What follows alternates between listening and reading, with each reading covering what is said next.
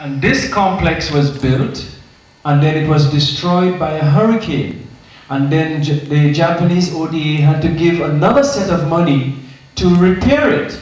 It was destroyed again by a hurricane. And so 3 times it was rebuilt.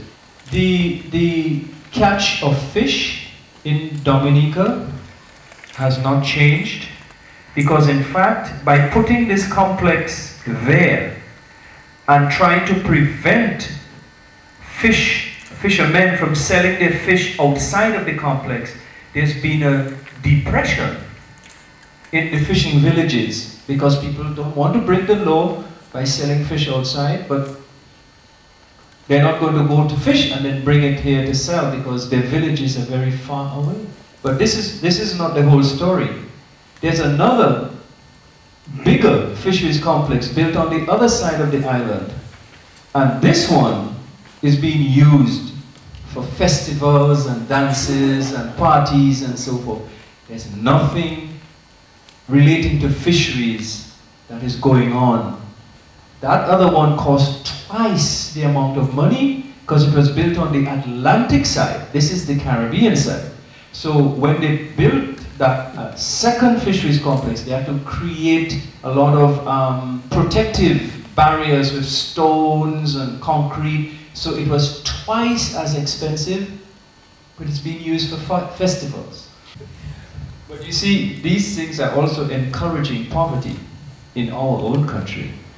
Because that amount of money, this one building and repairing is about 30 million of our dollars, which is about 12 million US dollars. The other one is 15 million US dollars.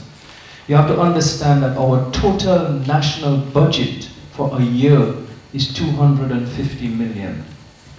So these 2 complexes alone, 15 and 12, you can do the arithmetic, and they are not contributing at all to the economic development of the country. And that amount of money could have done wonders in transportation, in shipping, or even in fisheries. Could have been used for vessels, for training, for safety at sea, but in the villages, not in the capital city. So it's an abuse on both sides. Thank you. Let's go to more towards the development issue. And you talk about the sustainable way of development, and you presented the case that that isn't sustainable.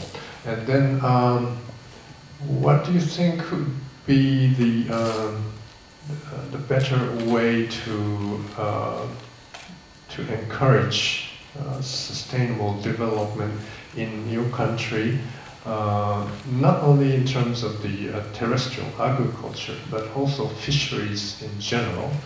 And do you think there is any way that the IWC can play in that? Now that's a very, very interesting question, because the answer goes back to 1992, when the United Nations held a conference in Rio de Janeiro in Brazil, the Earth Summit. And the program of action from that conference is something called Agenda 21, to which Japan is a signatory, Dominica and all the other islands of the Caribbean are also signatories. And that document lays out the principles of sustainable development that I have been referring to, and I can explain to you with 1 or 2 examples for the island. One of the principles of sustainable development is something called integrated planning that involves the people in decision making. A second principle is the one of multiple use of resources in ways that leave them in a better condition than they were found.